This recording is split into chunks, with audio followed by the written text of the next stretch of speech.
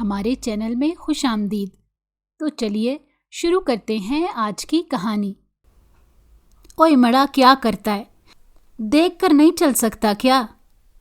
وہ جو اپنے دھیان میں جا رہا تھا دھکا لگنے پر حلق کے بل چلایا۔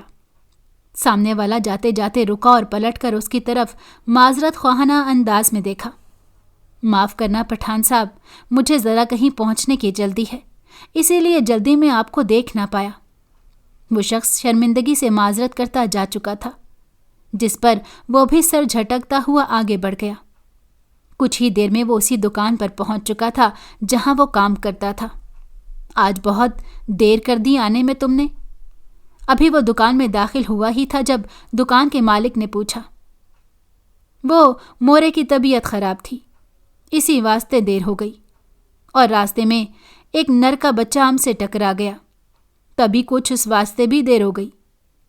اس نے اپنے مخصوص پختون اور اردو کے ملے جلے لہجے میں بتایا تو مالک نے سمجھ کر سر ہلا دیا اور پوچھا، کیا ہوا تمہاری مورے کو، اور اب کیسی طبیعت ہے ان کی؟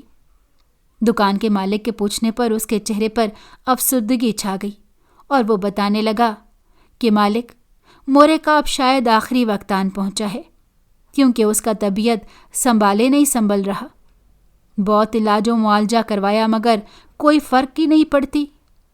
تم دعا کرو کہ وہ جلدی سے ٹھیک ہو جائے اور ہمارے واسطے پہلے کی طرح لذیذ لذین پکوان بنایا کرے۔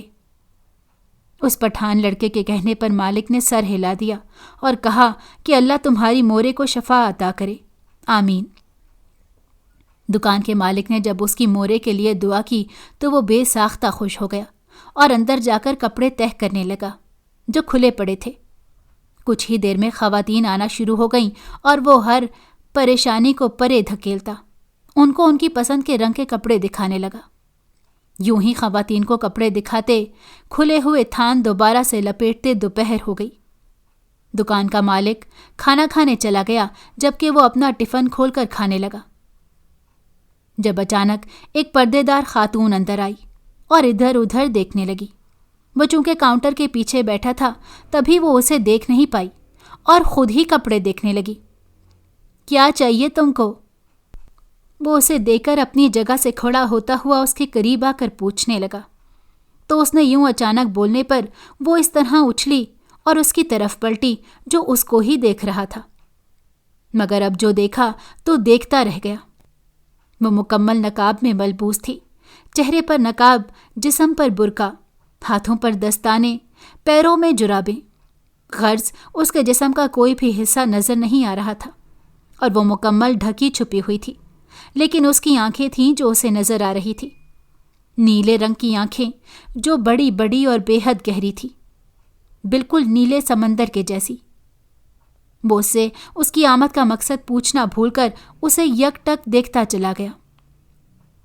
وہ کیسی دکھتی تھی وہ نہیں جانتی تھی، لیکن اس کی آنکھیں بتا رہی تھیں کہ وہ بے حد حسین ہوگی، بالکل پریوں جیسی۔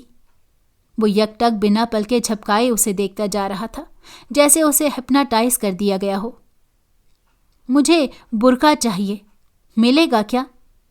اس پردے دار لڑکی کی آواز پر وہ ہوش میں آیا جس کی آواز بھی بے حد سریلی تھی، کانوں میں رس گھول دینے والی۔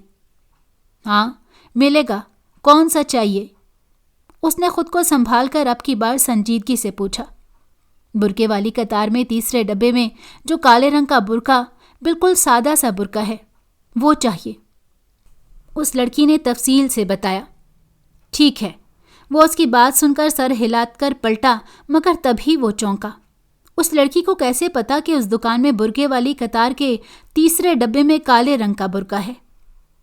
برقع اسی دکان میں بنی ایک چھوٹی سی دیوار گیر الماری میں رکھے گئے تھے جہاں سے وہ گاہکوں کو نظر نہیں آتے تھے۔ پھر اس لڑکی کو کیسے پتا؟ یہ سوچتے ہی وہ تیزی سے اس کی طرف پلٹا، مگر وہ یہ دیکھ کر بے ساختہ حیران رہ گیا، وہاں کوئی برقع پوش لڑکی تھی ہی نہیں۔ کہیں ہم جاگتے میں کسی حسین پری کا خواب تو نہیں دیکھ رہا؟ لیکن حسین پری کا خواب سمجھ میں آتا ہے، یہ برقع پوش پردے دار حسین لڑکی کا خواب؟ وہ بھی جاگتے میں یہ کچھ سمجھ نہیں آیا۔ وہ خود سے ہی بڑبڑاتا ہوا ان سب کو اپنا وہم سمجھ کر اپنی جگہ پر جا کر کھانا کھانے لگ گیا۔ جب اس کی نظر نیچے گرے پیسوں پر پڑی جو وہیں پڑے تھے جہاں پر وہ پردے دار لڑکی کھڑی تھی۔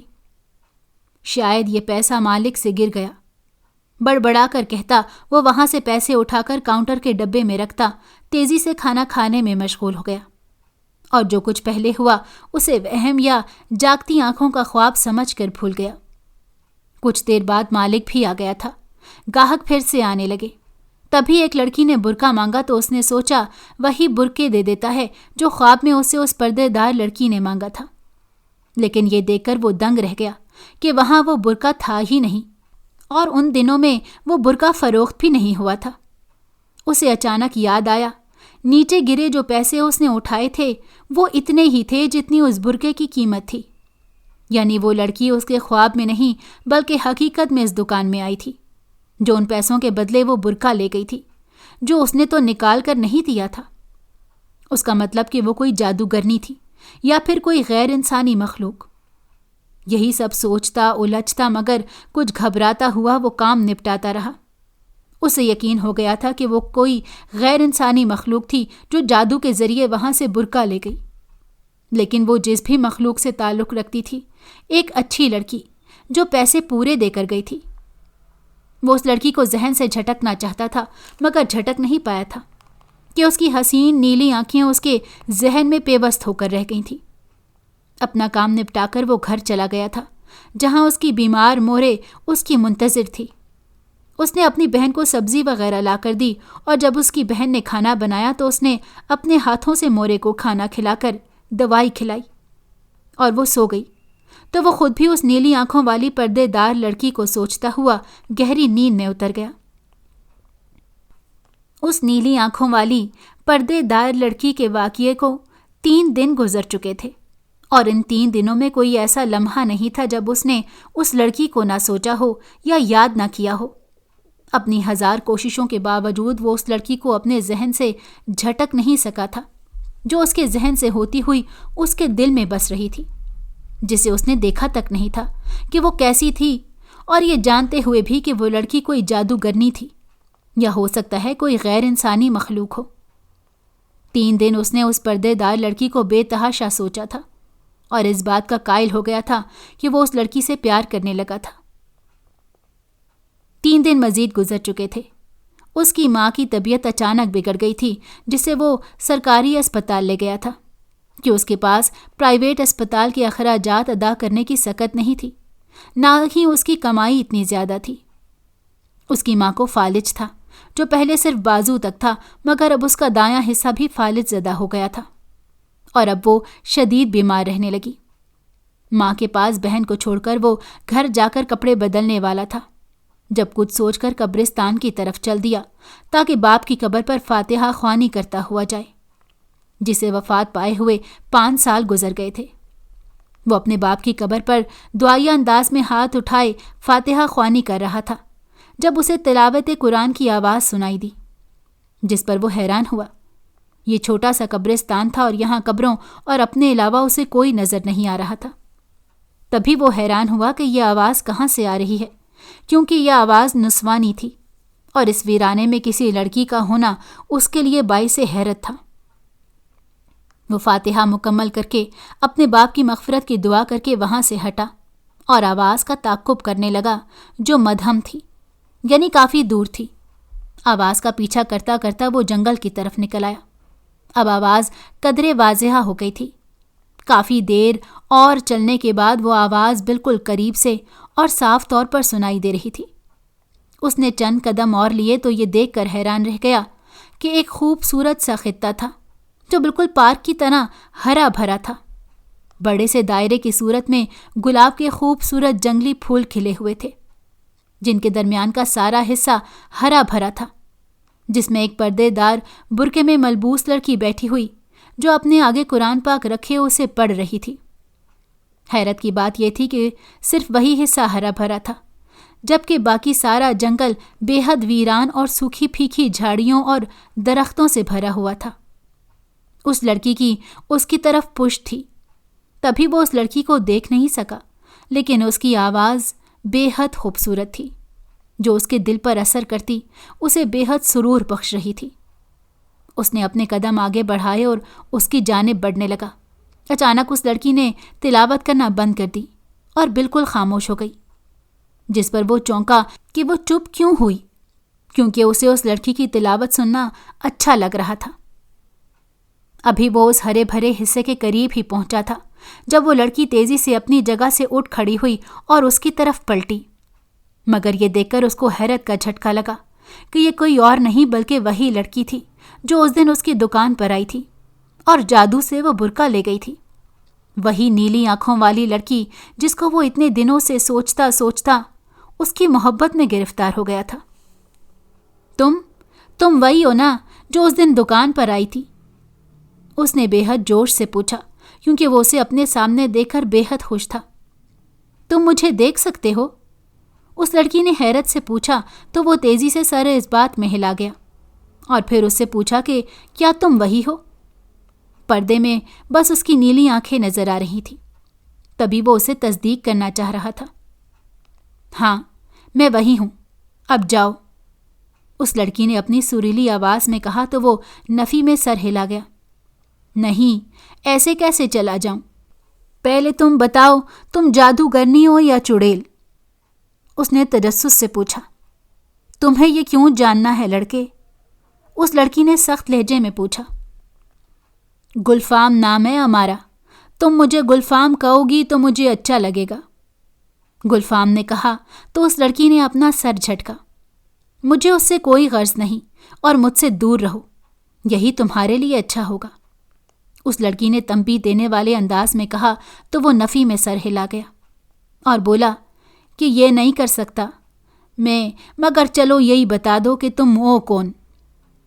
گلفام نے بے چینی سے پوچھا تو وہ گہری سانس بھر کر مڑی۔ میں ایک جن زادی ہوں، اب تم جاؤ اور واپس یہاں مت آنا، اس جن زادی نے کہا تو گلفام کو حیرت کا جھٹکا لگا۔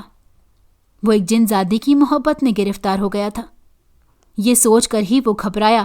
تبھی وہ تیزی سے مڑا اور وہاں سے نکلتا چلا گیا۔ گھر پہنچ کر وہ چت لیٹ گیا اور اس پردے دار جن زادی کے بارے میں سوچنے لگا جس کے عشق میں وہ گرفتار ہو گیا تھا، بنا دیکھے بنا جانے، لیکن اب تو جو ہونا تھا ہو چکا تھا۔ یہ جان کر بھی کہ وہ ایک جن زادی ہے، اس کی اس جن زادی کے لیے محبت ختم نہیں ہوئی تھی۔ ایک جن زادی سے عشق کرنا خطرناک ہو سکتا تھا، اتنا تو وہ جانتا ہی تھا۔ وہ اس کو سوچتا سوچتا اٹھا، کپڑے بدلے اور پھر اسپتال کی طرف روانہ ہو گیا۔ اس کی مورے کا جسم پورا دایاں حصہ مفلوج ہو کر رہ گیا تھا، جس کا اب شاید کبھی بھی علاج نہیں ہو سکتا تھا۔ اگلے دن وہ مورے کو گھر لے آیا تھا۔ اس کی بہن اس کی مورے کی دیکھ بھال کرتی اور وہ خود کپڑے کی دکان پر چلا جاتا جہاں وہ کام کرتا تھا۔ وہ اس جن زادی کے ٹھکانے پر نہیں گیا تھا کہ اس کا عشق کہیں اس کی مورے یا بہن پر آفت نہ لا دے، لیکن 3 دن بعد اپنے دل کے ہاتھوں مجبور ہو کر وہ پھر اسی کے پاس جنگل میں پہنچ گیا جہاں وہ بیٹھی آج بھی تلاوت کر رہی تھی۔ اتنا تو وہ سمجھ ہی گیا تھا کہ وہ ایک نیک، پردے دار اور اچھی جن زادی تھی، تبھی تو اسے کچھ کہا نہیں تھا، نہ ہی نقصان پہنچایا تھا۔ وہ جن زادی اسے پھر سے وہاں دیکھ کر غصہ ہوئی تھی۔ کہا نہیں تھا یہاں مت آؤ، پھر کیوں آئے ہو؟ چلے جاؤ یہاں سے ورنہ انجام کے ذمہ دار تم خود ہوگے، اس نے بھڑک کر کہا تو گلفام نے کہا کہ تمہیں تنگ نہیں کرے گا، بس چپ چاپ یہاں بیٹھا رہے گا، ہمیں تمہارا تلاوت سننا اچھا لگتا ہے، دل کو خوشی ملتا ہے، بس تم ہمیں یہاں بیٹھنے کی اجازت دے دو۔ گلفام کے التجا کرنے پر وہ کچھ چپ ہوئی اور پھر سر ہلا گئی اور بولی کہ تم مجھے تنگ نہیں کرو گے، جس پر گلفام نے تیزی سے حامی بھر لی کہ اس کے لیے اتنا ہی بہت تھا کہ وہ اس کے پاس بیٹھ سکے گا، اسے دیکھ سکے گا، اسے جس سے وہ عشق کرتا ہے، بھلے ہی وہ کوئی جن زادی ہے۔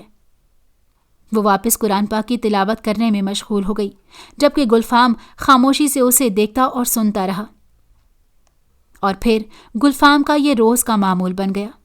وہ روز کپڑے کی دکان پر کام کر کے شام کے وقت فرصت میں وہاں آتا اور کئی پہر اس کے پاس بیٹھا رہتا، اس کی تلاوت سنتا رہتا، اور اسے وہاں جاتے 8 دن ہو گئے تھے، اور 8 دنوں میں اس نے بالکل شرافت کا مظاہرہ کرتے اس جن زادی کو بالکل بھی تنگ نہیں کیا تھا۔ جس سے وہ محبت تو کرتا تھا مگر اس کا نام تک نہیں جانتا تھا۔ نویں دن اس جنزادی کی خاموشی ٹوٹی تھی اور وہ خود ہی گلفام سے باتیں کرنے لگی تھی۔ کبھی اس کا حال احوال پوچھ لیا تو کبھی اس سے اس کے بارے میں باتیں کی۔ وہ آہستہ آہستہ گلفام کے ساتھ گھلنے ملنے لگی تھی۔ گلفام کے پوچھنے پر اس نے بتایا کہ وہ اپنے قبیلے والوں سے الگ ہو کر یہاں رہ رہی ہے۔ وہ یہاں کیوں رہ رہی ہے اس نے نہیں بتایا، اور نہ ہی گلفام نے پوچھا کہ کہیں وہ اس کے پوچھنے پر اس سے ناراض نہ ہو جائے۔ لیکن اسے اچھا لگنے لگا تھا کہ وہ پردے دار جنزادی اس سے بے حد دوستانہ انداز میں پیش آتی ہے۔ گلفام کے پوچھنے پر اس نے اپنا نام اکبری بتایا تھا۔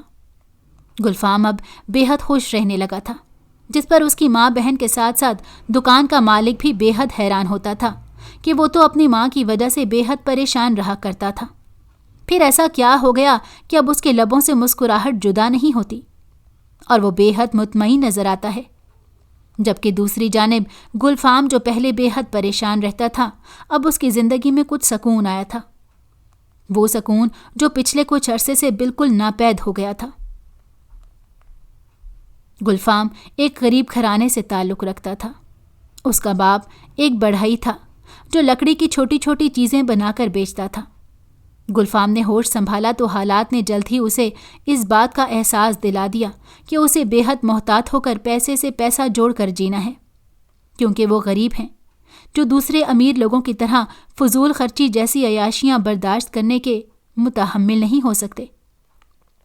وہ بس 2 ہی بہن بھائی تھے، گلفام بڑا اور اس کی بہن اس سے چھوٹی تھی۔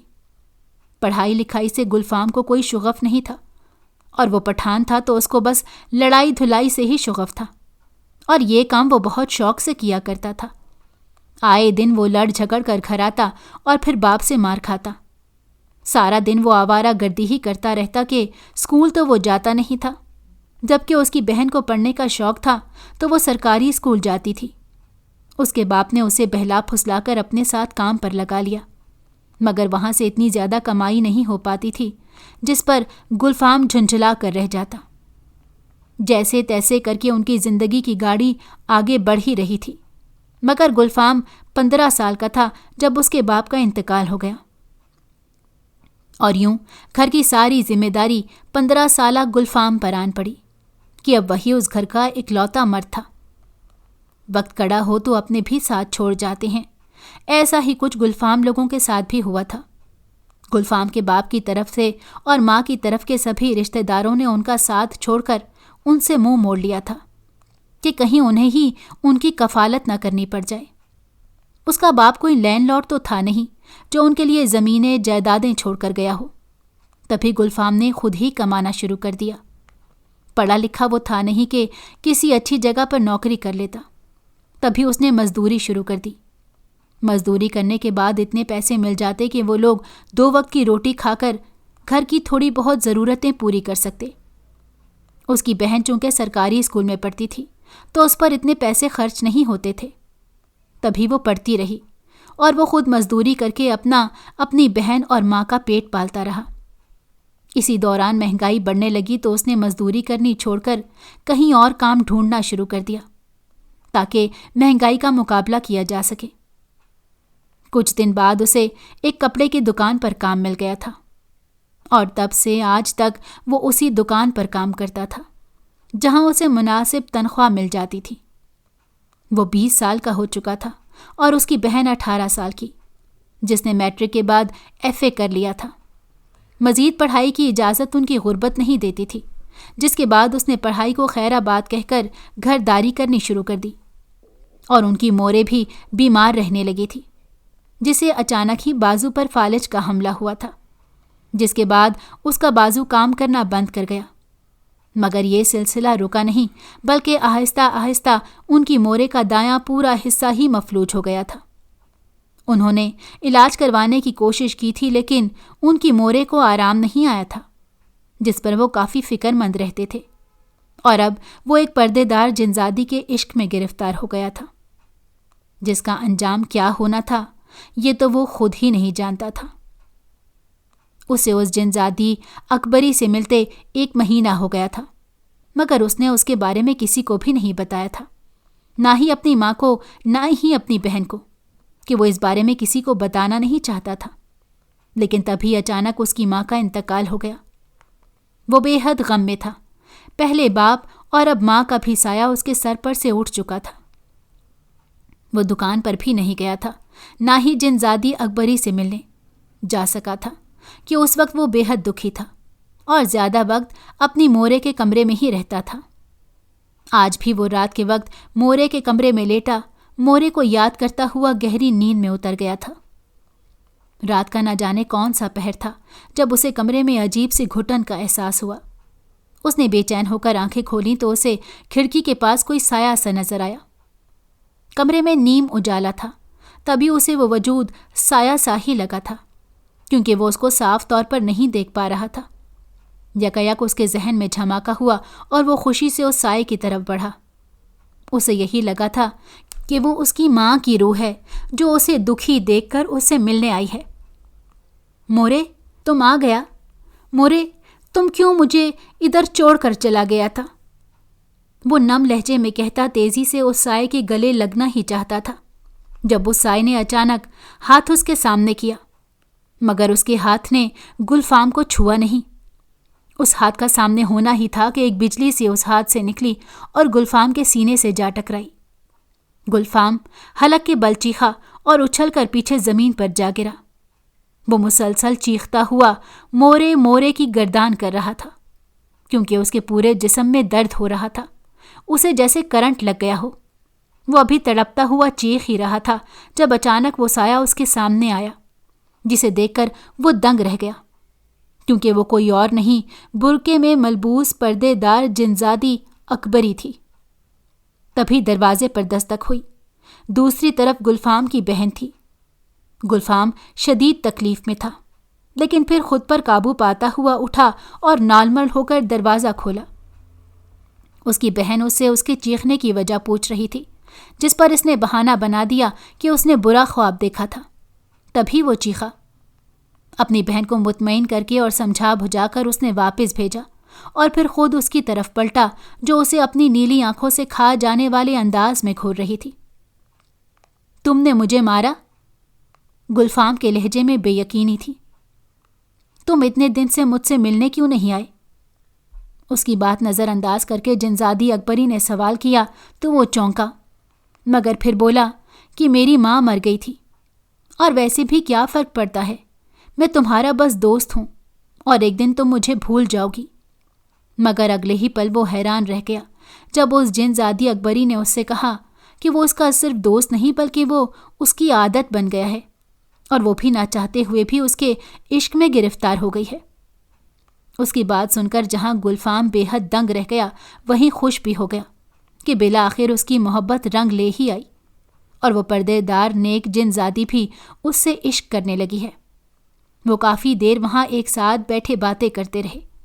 جنزادی اکبری نے اس کی ماں کی موت پر افسوس کا اظہار بھی کیا کہ موت ایک اٹل حقیقت ہے جسے کوئی بھی ٹال نہیں سکتا۔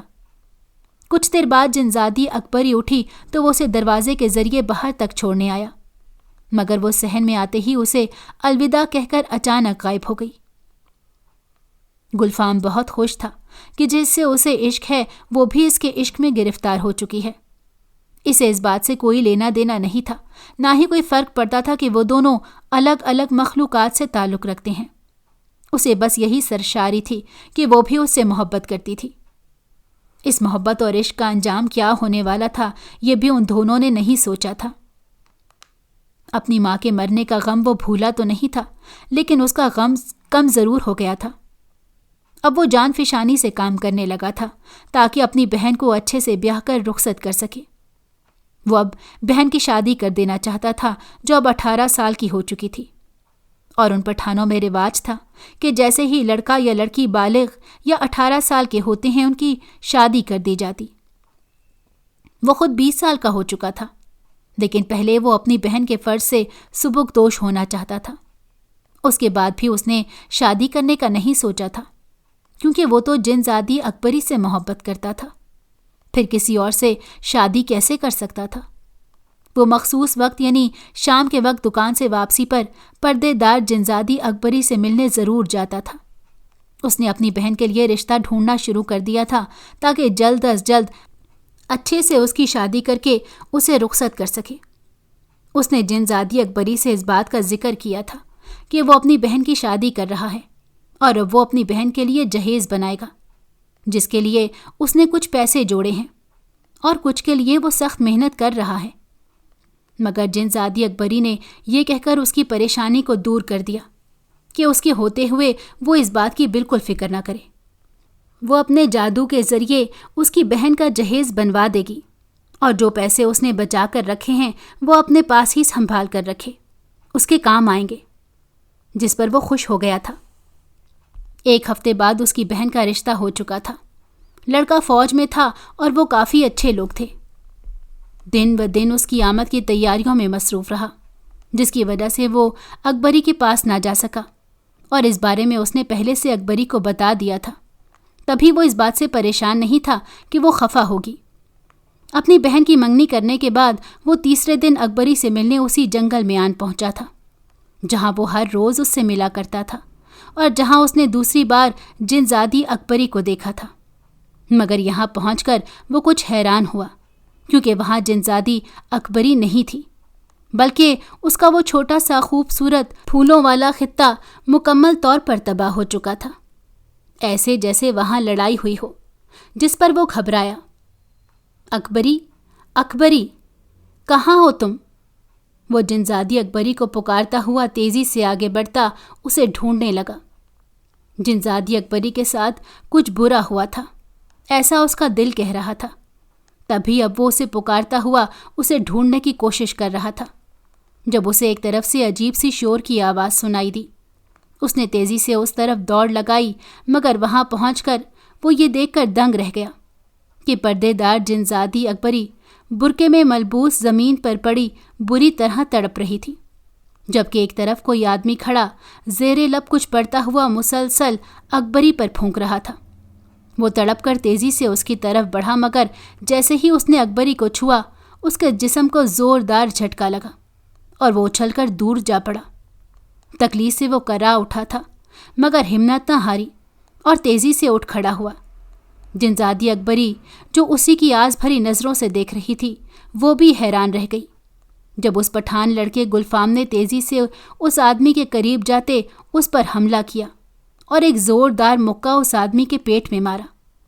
वो आदमी उस अचानक हमले पर संभल न सका और पीछे जा गिरा। मगर इससे पहले कि गुलफाम दोबारा उस पर हमला करता, अचानक उस आदमी ने तेज़ी से मुट्ठी भर मट्टी उसकी आंखों में उछाल दी, जिस पर वो चीखने लगा क्योंकि उसकी आंखों में शदीद चुभन हो रही थी।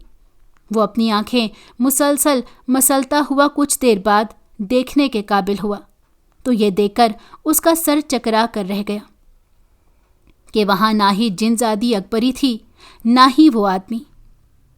उसने अकबरी को बहुत आवाज़ें दी, आस पास हर जगह पर ढूंढ लिया, मगर वो कहीं नहीं मिली, जिसका मतलब था कि वो आदमी जिनजादी अकबरी को ले गया था, जो अपने हुलिये से कोई आमिल लग रहा था। जिनजादी अकबरी तकलीफ़ में थी, जिसका मतलब था कि वो आमिल उसके साथ अच्छा सलूक नहीं करेगा। वो जिनजादी अकबरी के बारे में परेशान हो गया था, लेकिन उसे समझ नहीं आ रहा था कि वो करे तो क्या करे। वहाँ से वो सीधा घर चला आया था। उसकी बहन उसे परेशान देखकर उसे वजह भी पूछी, मगर उसने बहाना बना दिया कि वो बस थक गया है, तभी तबीयत कुछ बोझल सी है, इसके अलावा कोई बात नहीं। उसने अपनी बहन को तो बहला दिया था, मगर खुद मुसलसल जिनजादी अकबरी के बारे में सोचता रहा था। अगला दिन भी वो जिनजादी अकबरी के लिए फिक्रमंद होते हुए गुजार चुका था। कपड़े वाली दुकान से उसने छुट्टी ले ली थी कि उसका काम में भी दिल नहीं लग रहा था। कुछ सोच विचार के बाद उसने फैसला किया कि उस मामले में वो किसी आमिल से राब्ता करेगा, क्योंकि अब वही जिनजादी अकबरी को ढूंढ सकता था। जो आमिल जिनजादी अकबरी को कैद करके ले गया था, वो इसे नहीं जानता था और इतने बड़े शहर में उसे ढूंढ भी नहीं सकता था। लेकिन इतना तो वो जानता था कि एक आमिल ही किसी जिनजादी को हाजिर कर सकता था और जिनजादी अकबरी को भी कोई आमिल ही हाजिर कर सकता था। जल्द ही वो किसी से पूछता हुआ एक आमिल के आस्ताने पर आन पहुंचा था। اپنی باری آنے پر وہ اندر گیا اور عامل کو دیکھا جو روایتی انداز میں ہرے رنگ کا چوغا سا زیب تن کیے ہاتھ میں بڑے بڑے دانوں والی تسبیح تھامے ہوئے تھا۔ اس نے آگے بڑھ کر عامل کے سامنے بیٹھتے ہوئے سب کچھ عامل کے گوش گزار کر دیا کہ کیسے ایک عامل اس کی دوست جن زادی کو قید کر کے لے گیا ہے اور اب وہ اپنی دوست جن زادی کو اس عامل کی قید سے چھڑوانا چاہتا ہے۔ ساری بات سن کر عامل نے اس کا کام کرنے کی حامی بھر لی تھی، جس کے بعد عامل نے اس کے سر پر ہاتھ رکھا اور پھر آنکھیں بند کر کے کچھ پڑھنے لگا۔ تقریباً 5 منٹ بعد اس عامل نے اس کے سر سے ہاتھ ہٹایا اور پھر اس سے کہا کہ وہ اس جن زادی کی کوئی ایسی چیز لے آئے جو اس کے استعمال میں رہی ہو، جس پر وہ سوچ میں پڑ گیا۔ اس کے پاس تو ایسا کچھ نہیں تھا جو جن زادی اکبری کے استعمال میں رہا ہو۔ اس نے عامل کے سامنے اس بات کا اظہار کیا تو عامل نے کہا کہ کسی ایسی چیز کا ہونا بہت ضروری ہے جو اس کے استعمال میں رہی ہو یا پھر اس نے اس چیز کو چھوا ہو۔ اس کے ذریعے وہ زیادہ جلدی جن زادی اکبری تک پہنچ سکتے ہیں۔ وہ سوچ میں پڑ گیا اور کچھ پریشان بھی ہوا کہ اب ایسی چیز وہ کہاں سے لائے، مگر تبھی اس کے ذہن میں جھماکا سا ہوا۔ وہ عامل سے اجازت لے کر تیزی سے وہاں سے نکلا اور جنگل کی طرف جانے لگا، جہاں جن زادی اکبری بیٹھ کر قرآن پاک کی تلاوت کیا کرتی تھی۔ آدھے گھنٹے میں وہ وہاں پہنچ چکا تھا۔ یہ خطہ ابھی بھی تباہ شدہ تھا، مگر وہاں پر قرآن کی ریل ابھی بھی رکھی ہوئی تھی، وہ ریل جس پر رکھ کر وہ قرآن پاک پڑھا کرتی تھی۔ قرآن پاک یہاں نہیں تھا، شاید قرآن پاک کی بے حرمتی نہ ہو، اس وجہ سے وہ اسے غائب کر چکی تھی۔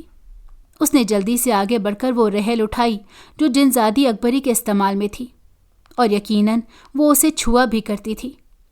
ریل اٹھا کر اب وہ واپس عامل کے ٹھکانے کی طرف جا رہا تھا۔ وہ ہرگز بھی دیر نہیں کرنا چاہتا تھا اور چاہتا تھا کہ جلد از جلد وہ اسے اس ظالم عامل کی قید سے چھڑوا لے۔ کچھ ہی دیر میں وہ واپس عامل کے پاس پہنچا اور وہ ریل اس کے حوالے کر دی کہ یہ ریل جن زادی کی ہے اور وہ اسے چھوا بھی کرتی تھی۔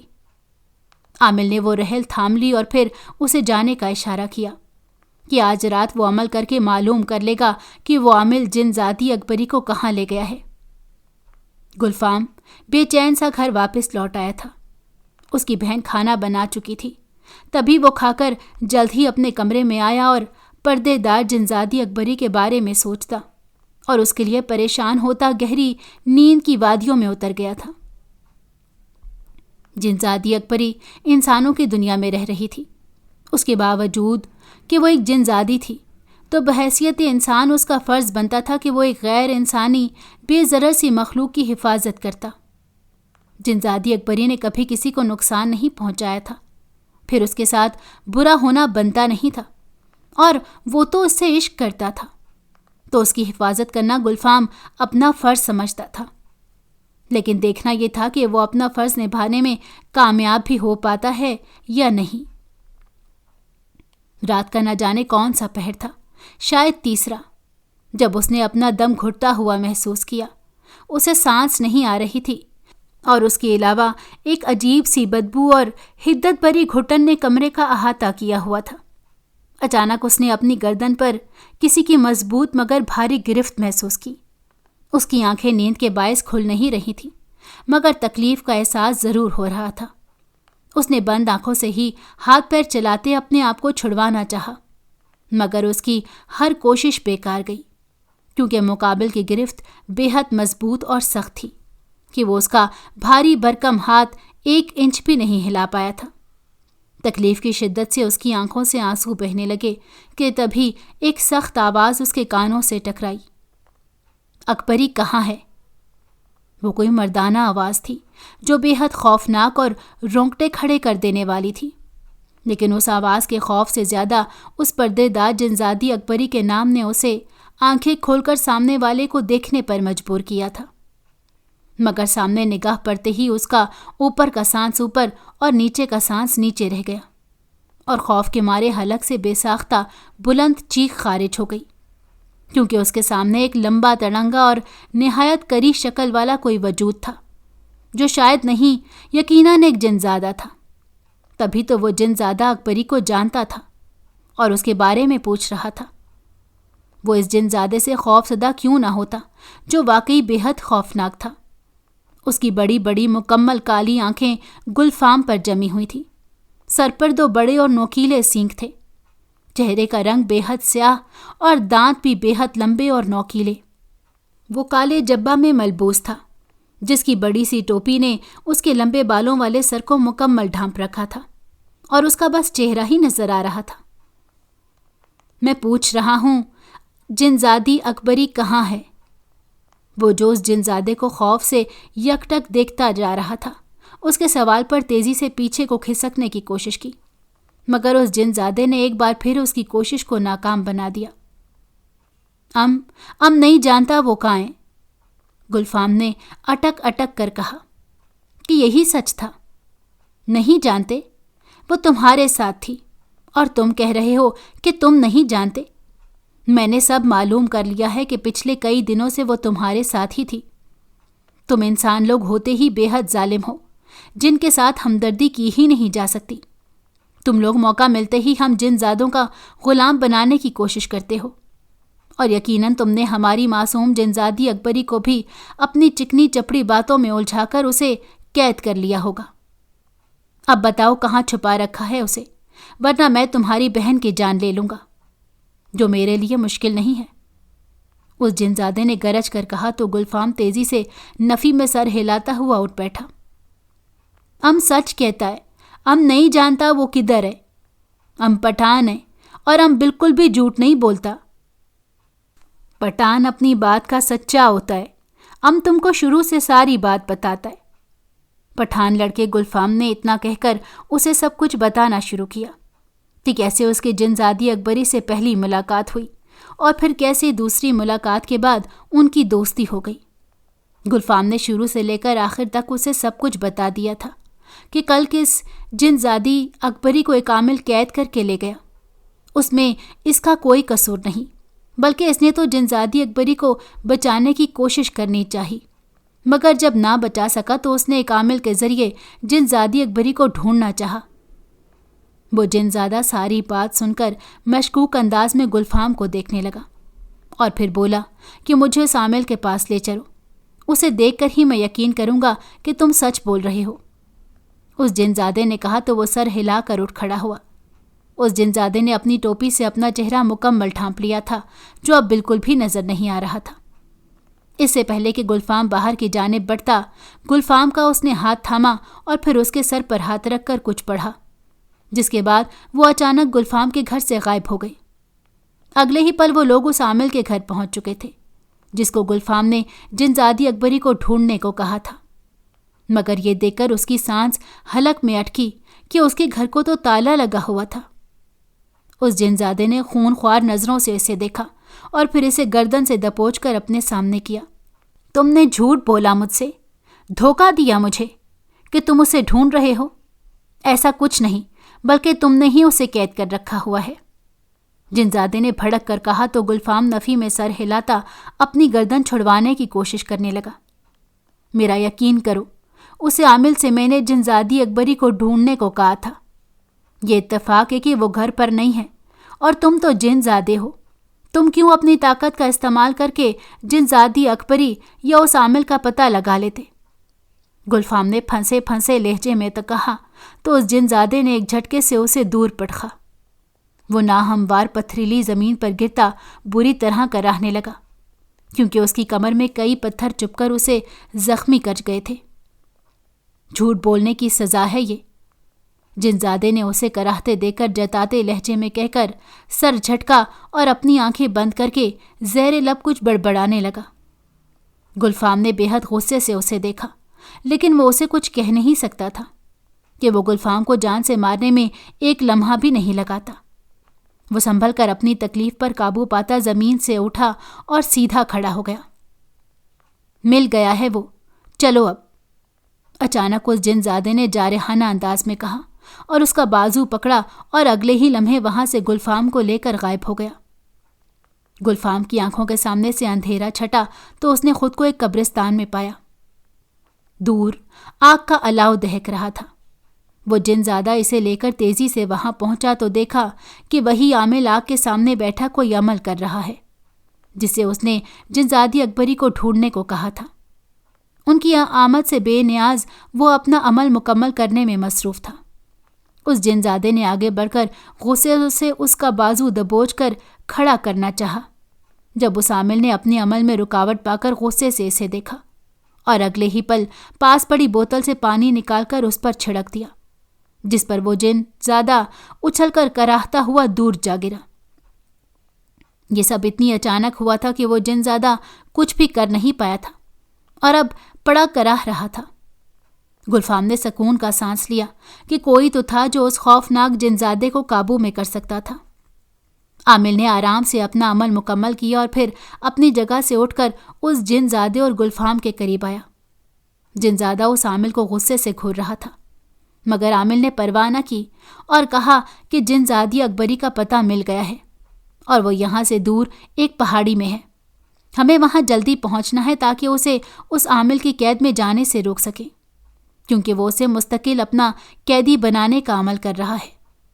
आमिल की बात सुनकर उस जिनजादे ने गुलफाम और आमिल का एक हाथ पकड़ा और फिर तेजी से वहां से उनको लेकर गायब हो गया। वो देखने के काबिल हुए तो वो एक पहाड़ी जगह में थे। वो जिनजादा तेजी से चलने की बजाय तकरीबन भागता हुआ एक जानिब बढ़ रहा था, जिस पर इनको भी उसके पीछे भागना पड़ रहा था। गुलफाम को जिनजादी अकबरी की फिक्र थी, लेकिन वो हैरान था कि ये जिनजादा आखिर जिनजादी अकबरी का है कौन जो उसके लिए यूं परेशान है। मगर फिर उसने यही सोचा था कि वो शायद उसका भाई हो। जिनजादी अकबरी ने उसे कभी अपने घर वालों के बारे में नहीं बताया था, ना ही उसने खुद अकबरी से उसकी ज़ाती मालूमात ली थी।